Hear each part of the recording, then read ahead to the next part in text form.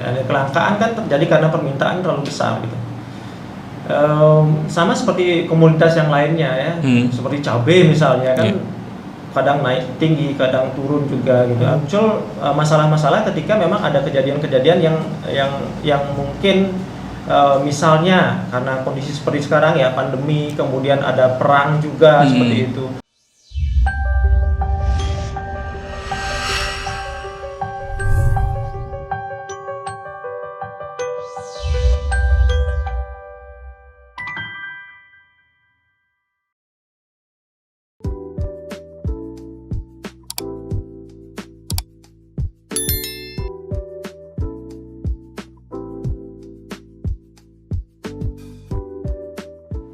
Om Swastiastu, halo pemirsa, kembali lagi di Semesta Bali Channel Official, sebuah kanal YouTube yang membahas tentang dinamika di Pulau Dewata ini, tentunya dari berbagai macam perspektif. Dan kali ini, di video kali ini kita akan mencoba melirik dari sudut pandang ekonomi. Karena selain bidang kesehatan, tentunya yang menjadi fokus kita bersama akhir-akhir ini atau 2 tahun terakhir ini adalah bagaimana kita membuat ekonomi bangkit kembali. Tapi bagaimana membuat ekonomi bangkit kembali sementara harga minyak goreng saja tidak terkendali. Nah, untuk itu kita akan coba diskusikan dengan seorang narasumber yang selain beliau adalah akademisi, tapi beliau juga seorang praktisi di dunia retail. Jadi wawasannya nanti akan komprehensif, dari sudut akademisnya dapat dan juga sudut praktisinya dapat. Jadi jangan skip video ini, tonton sampai selesai. Mudah-mudahan di akhir diskusi nanti kita bisa temukan solusi bersama-sama untuk menyikapi permasalahan minyak goreng ini. Baiklah, hadir di studio kali ini Bapak Wayan Dana Ardika. Beliau adalah seorang akademisi dan juga aktif di berbagai organisasi yang berhubungan dengan retail. Salah satunya adalah di Gabungan Pengelola dan Pengusaha Retail Bali atau yang disebut dengan Gapari Bali. Bisa cerita sedikit nih Pak Dana? Tapi sebelum itu, apa kabar nih? Apa sudah makan gorengan ke hari ini? Hasto Kare, saya sehat selalu ya. Jadi saat ini lagi mengurangi gorengan karena harga minyak mahal. Jadi seperti pesan Pak politisi ya, katanya kurangi makanan gorengan. Minimal kolesterolnya turun gitu. Siap. Bisa diceritakan sedikit Pak Dana, apa sih Gapari Bali itu? Jadi begini. Jadi kita menghadapi kegundahan sebenarnya, khususnya kita sebagai pelaku retail ya. Kita sebagai pengelola dan pengusaha retail di Bali menghadapi kemudahan bahwa pelaku retail di Bali itu tidak memiliki organisasi yang bisa membantu mereka untuk bertumbuh dan juga bertahan seperti itu. Karena bagaimana kita memikirkan untuk bertumbuh, bertahan saja tidak bisa, karena memang ada banyak sekali tantangan dan serangan juga ya. Termasuk juga kompetitor yang makin banyak datang dari skala nasional seperti itu. Jadi kita menghadirkan Gapari, jadi seperti namanya Gabungan Pengelola dan Pengusaha Retail Bali. Itu tujuannya untuk mewadahi semua pelaku retail di Bali yang berdasarkan data dari Gapari itu jumlahnya kurang lebih kita memiliki 150 toko modern. Kemudian kita juga memiliki 2.900 warung tradisional orang adat. Kemudian kita juga memiliki banyak sekali pasar di masing-masing desa gitu. Nah, harapannya Gapari di kemudian hari bisa menjadi wadah koordinasi dan komunikasi sehingga pelaku-pelaku retail yang ada di Bali itu bisa bertahan dan juga berkembang mengikuti dengan perkembangan zaman gitu. Jadi ini sifatnya lokal Bali atau gimana? Karena kita kan tahu di skala nasional itu sudah ada. Jadi ini memang khusus untuk Bali atau bagaimana? Sementara ini sifatnya kita siapkan, kita bentuk di Bali, kita inisiasi di Bali. Jadi kita tidak memungkiri kemungkinan suatu saat ini akan menjadi gerakan besar secara nasional. Tetapi paling tidak saat ini kita berusaha bangkit ya, karena kita harus berpikir Bali dulu, karena memang Bali memang perlu bantuan banyak untuk bisa bangkit bertahan karena dampak pandemi ini seperti itu. Karena kan setelah pariwisata kan apa lagi yang bisa dimiliki oleh Bali? Pelaku pariwisata malahan sekarang banyak yang lari ke jualan ya. Jualan ya, di retail mereka ya. Benar, Warung-warung dadakan banyak di desa-desa seperti itu. Wardak ya. Ya, Baik, itu yang tapi kita bantu. artinya Gapari itu juga fokus tentang bagaimana membuat perekonomian Bali ini bangkit. Nah, kita mulai masuk nih Pak Dana. Dari hal yang paling sederhana saja, yang belakangan ini mungkin ramainya sih belakangan ini, tapi kalau kita misalnya flashback, sebenarnya harga minyak goreng ini kan sudah mulai merangkak naik dari akhir tahun 2021. Di November itu sudah mulai naik. Nah, menurut pengamatan Gapari nih, kacamata pelaku usaha retail, apa sih yang sebenarnya menjadi penyebab minyak goreng ini harganya makin merangkak naik ketika itu? Ya, jadi kalau dilihat dari sisi bisnis ya, artinya dari sisi bisnis sebenarnya ini wajar-wajar saja terjadi. Ya, kelangkaan kan terjadi karena permintaan terlalu besar. Gitu. Sama seperti komoditas yang lainnya ya, seperti cabai misalnya kan, kadang naik tinggi, kadang turun juga gitu. Artinya memang dari sisi pengaturan dari peraturan perundang-undangan atau mungkin tata kelola yang sebelumnya itu memang ada masalah, sehingga akan muncul masalah-masalah ketika memang ada kejadian-kejadian yang mungkin misalnya karena kondisi seperti sekarang ya, pandemi, kemudian ada perang juga seperti itu. Kelangkaan minyak goreng yang ada sekarang ini itu banyak sekali sebenarnya faktor penyebabnya ya. Kalau dari tataran regulasi ya, kebun sawit di Indonesia itu memang jumlahnya paling besar di dunia. Di dunia, Indonesia paling besar di dunia. Tetapi banyak dari pengusaha kebun atau pengelola kebun yang ada di Indonesia itu mereka sudah memiliki kontrak untuk menjual produknya ke luar negeri gitu. Iya. Ya, itu yang menjadi masalah. Kemudian kelangkaan juga. Jadi produksi yang ada di Malaysia turun, kemudian di negara-negara lain juga turun, termasuk juga perang Ukraina dan Rusia ini juga berpengaruh Pak Suko. Gitu. Karena salah satu komoditas mereka adalah minyak nabati dari bunga matahari. Gitu. Jadi memang invasi Rusia ke Ukraina ini berpengaruh ya? Berpengaruh. Karena banyak masyarakat nih yang berpikir nih, netizen kita kan yang para netizen yang pintar-pintar itu, mereka menganggap bahwa ketika Menteri Perdagangan kita mengatakan invasi Rusia salah satu penyebab dari meningkatnya harga minyak goreng ini hanya sebuah kambing hitam. Bahkan ada yang berpendapat mafia minyak goreng ini hanya akal-akalan saja. Tapi kalau dari kacamata pengusaha itu berpengaruh ya? Sangat berpengaruh dari sisi ekonominya, distribusinya, dan juga seperti yang tadi saya bilang, produksinya mereka juga. Karena sebagian besar suplai minyak nabati Eropa itu disuplai oleh Ukraina dan Rusia gitu. Nah sekarang karena perang mereka stop produksi tentunya ya. Iya, benar. Itu penyebabnya. Nah kemudian di periode pertama nih, kita bagi periodenya. Pemerintah akhirnya mengeluarkan peraturan Menteri Perdagangan, di mana pemerintah menetapkan harga eceran tertinggi untuk seluruh minyak goreng itu Rp14.000. Ketika itu yang menjadi sorotan adalah banyak toko retail modern yang skala nasional bisa kemudian langsung beralih keesokan harinya sudah menjual dengan harga yang ditentukan. Tapi toko-toko retail yang tidak, dalam tanda kutip, tidak terafiliasi dengan jaringan nasional masih belum bisa. Nah waktu itu gimana nih tanggapan Gapari atau tanggapan Pak Dana sendiri nih sebagai anggota di Gapari?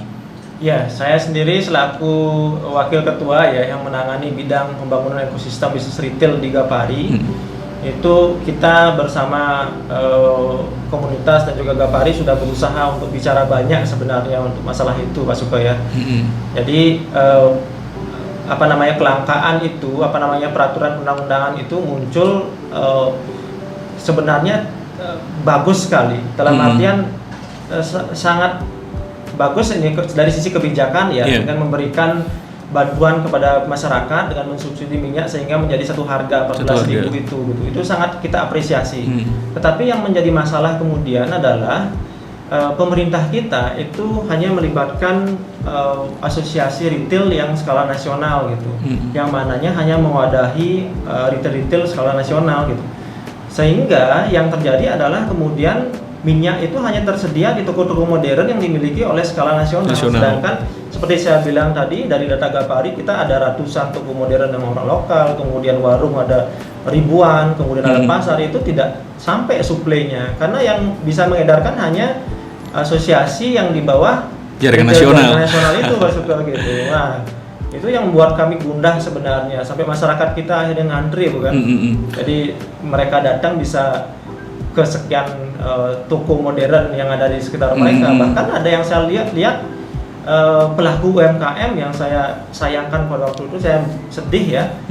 Jadi dia keliling ada di 10 minimarket modern untuk mencari minyak goreng itu saja gitu. Wah, itu bisa karena indikasi. Iya, waktu itu 2 kantong ya. Maksimal 2 kantong, dan itu pun jumlahnya terbatas gitu. Kalau ada yang sampai ngantri gitu, indikasi penimbunan loh Pak Dana. Iya. Mudah-mudahan itu tidak terjadi ya. Memang ada sih di media kan ada beberapa juga yang disidak ya, ada penimbunan seperti itu. Nah, cuma ini belum berakhir. Kita masih waktu itu sempat bernapas lega lah. Artinya minyak goreng sudah satu harga, sudah Rp14.000. Cuma pasokannya semakin lama semakin langka. Kemudian memasuki Februari, beberapa rak-rak toko itu mulai kosong untuk minyak goreng. Waktu itu dapatlah kita sebut bahwa kalau minyak goreng itu langka. Kemudian muncul lagi nih aturan yang baru. Nah, di media sih bahasanya adalah pencabutan peraturan penetapan harga eceran tertinggi. Tapi sebenarnya itu kan penetapan harga baru. Hanya saja ada yang tidak termasuk, ada yang termasuk. Jadi kalau di peraturan sebelumnya, saya cerita dikit ya Pak Dana ya. Di peraturan sebelumnya, seluruh harga minyak goreng itu Rp14.000. Tapi di peraturan yang baru ini, minyak goreng sawit itu mengikuti mekanisme pasar, sementara minyak goreng curah itu tetap Rp14.000. Nah, apa sebenarnya yang membedakan minyak goreng sawit dengan minyak goreng curah ini Pak Dana? Iya, jadi minyak goreng kan ada 2 jenis ya. Kasarnya kita bisa bilang ada minyak goreng premium, ada minyak goreng biasa seperti itu. Jadi minyak goreng premium itu adalah minyak goreng yang kita temukan di toko-toko modern ya, di warung-warung yang dengan kemasan tertentu, ya dengan merek tertentu. Dengan merek jadi mereka tertentu. dikemas secara khusus dengan tampilan yang menarik dan sebagainya. Jadi minyak itulah kemudian yang saat ini dengan peraturan menteri yang baru itu dilepas sesuai dengan harga pasar gitu. Jadi tidak disubsidi lagi Pak Suto gitu. Yang disubsidi kemudian adalah minyak goreng curah.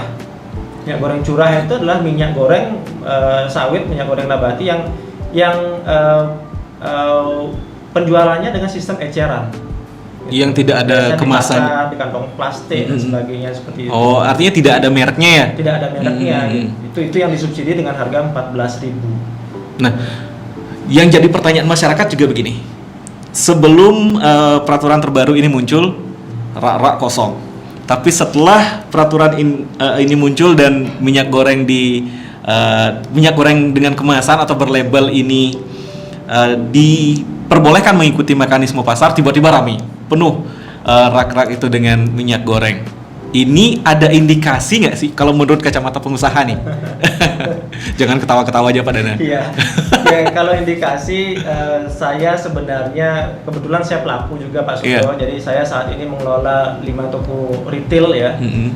Termasuk juga kita ada unit suppliernya yang menyuplai barang ke warung-warung, termasuk ke beberapa BUMDes juga. Jadi indikasi itu ada sebenarnya. Karena kami juga mendapatkan informasi bahwa beberapa distributor pada waktu itu mereka menyimpan stok mereka gitu. Tetapi sebenarnya kalau yang kami tahu dari penjelasan mereka ini dari distributor yang ada di Bali ini indikasinya bukan indikasi kejahatan sebenarnya Pak Sugeng. Karena dari konfirmasinya ya, kita kan tidak menelusuri sampai dalam. Dari konfirmasinya itu mereka menyimpan karena tidak ada kejelasan dari pemerintah bagaimana proses pengembalian uang dari proses repaksi itu. Penarikan minyak yang sebelumnya dengan harga normal yang ditarik oleh distributor itu tidak ada kejelasan bagaimana prosesnya sehingga barang mereka masih tertahan di gudang itu. Jadi ini penting untuk kita luruskan. Dari yang bisa saya tangkap ini dari Pak Dana, nanti mohon diluruskan kalau misalnya salah ya. Jadi ada para pengecer minyak goreng yang ketika itu keluar aturan pemerintah di 14.000, sementara dia sudah kadung beli nih di harga yang lebih mahal, belum berani mendistribusikan karena belum ada kepastian bagaimana dalam tanda kutip ganti rugi uang yang sebelumnya digunakan untuk membeli lebih mahal itu disimpan, kemudian muncullah aturan yang baru kemudian dikeluarkan, begitu?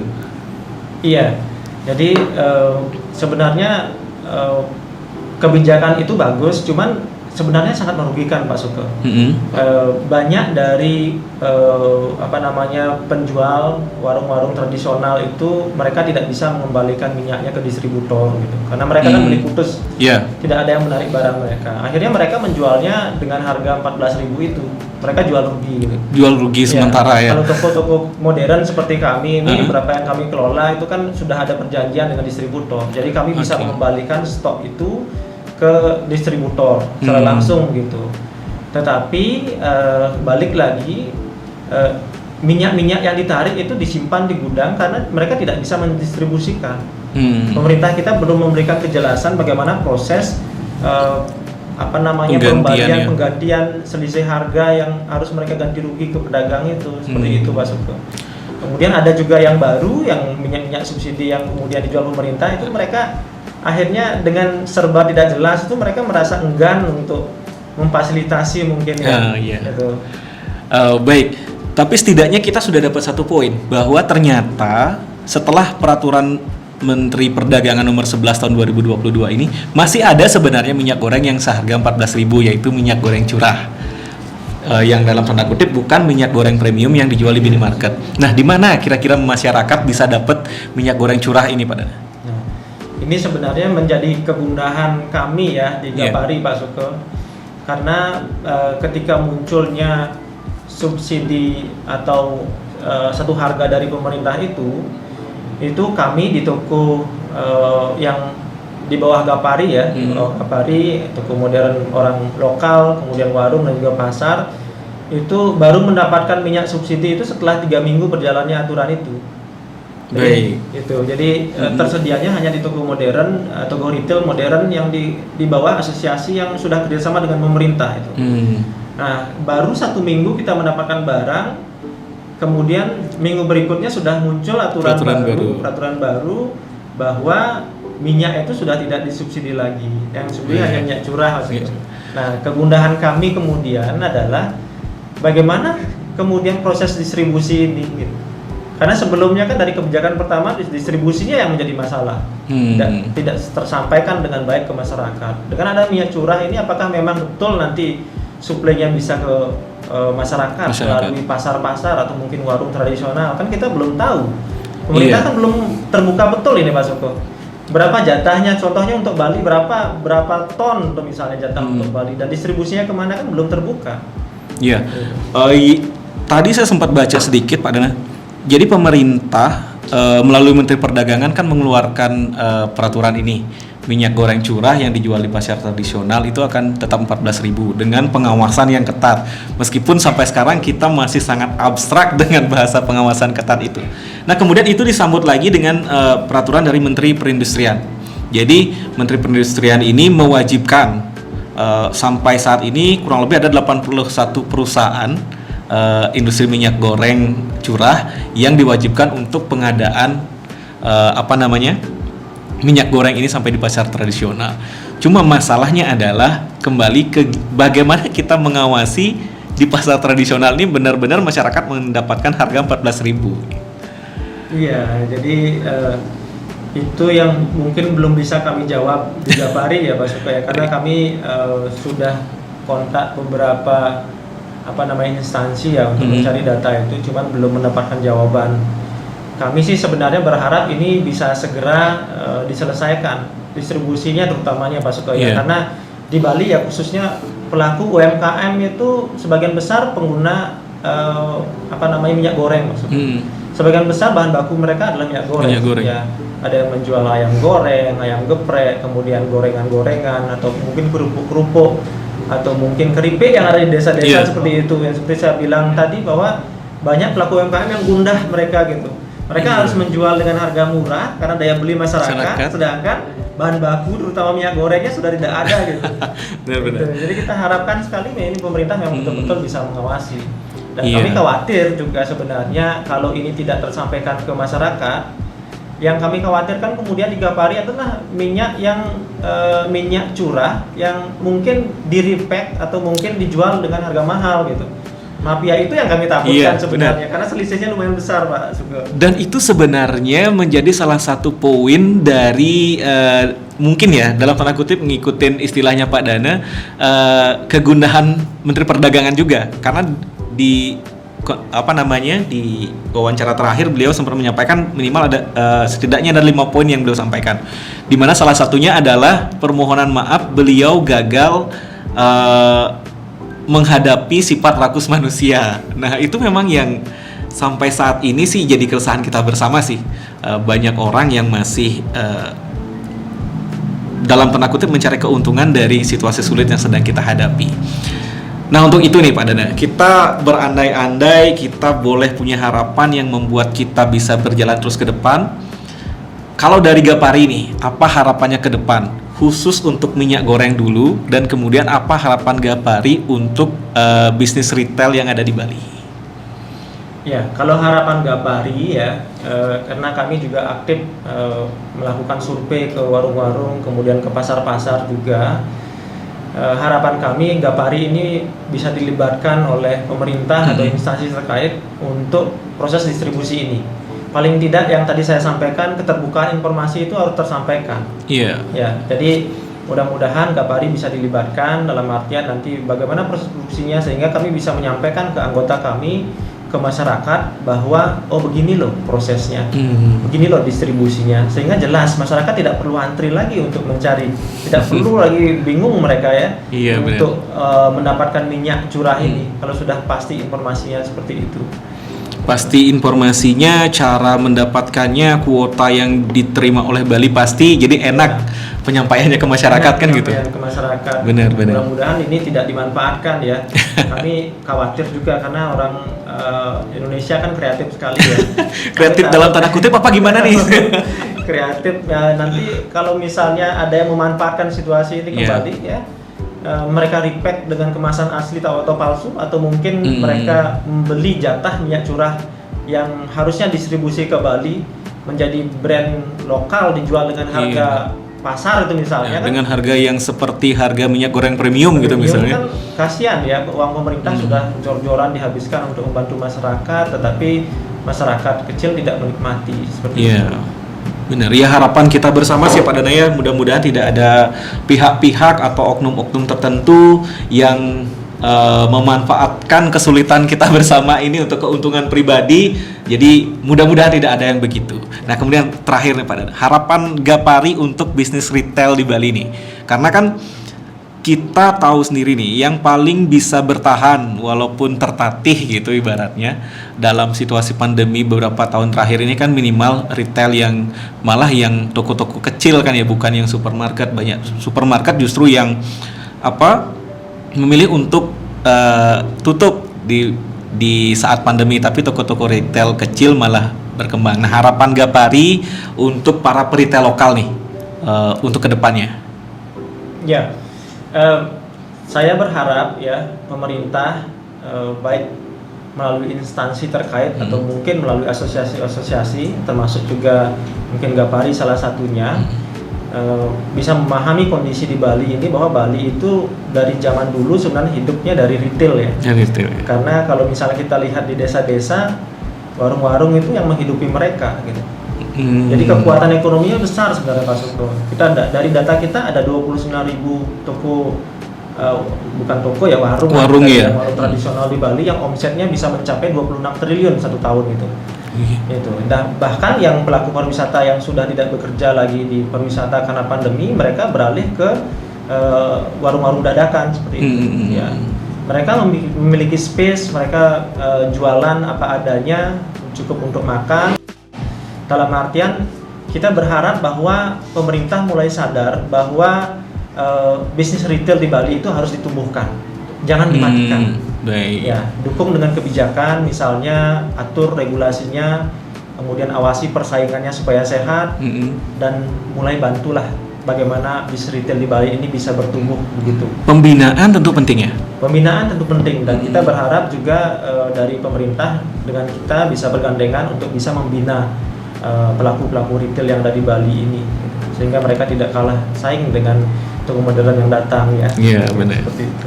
Jadi mulai muncul peritel-peritel yang dari Bali ya untuk bisa berkembang, bertumbuh. Toh juga ini untuk kemajuan masyarakat Bali kan gitu Pak Dana ya.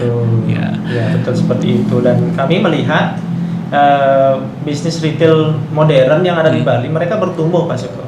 Mereka bertumbuh 2-7% Di masa pandemi di masa ini? pandeminya. Oke, itu data dari Gapari. Ya, sedangkan perekonomian Bali kan sempat minus sampai 5% dan 3% seperti Iya, itu ya. kita masih konsisten. Untuk hal itu kita konsisten. Iya, Tapi mudah-mudahan ya. segera berakhir lah ya. Kita bisa surplus lagi lah.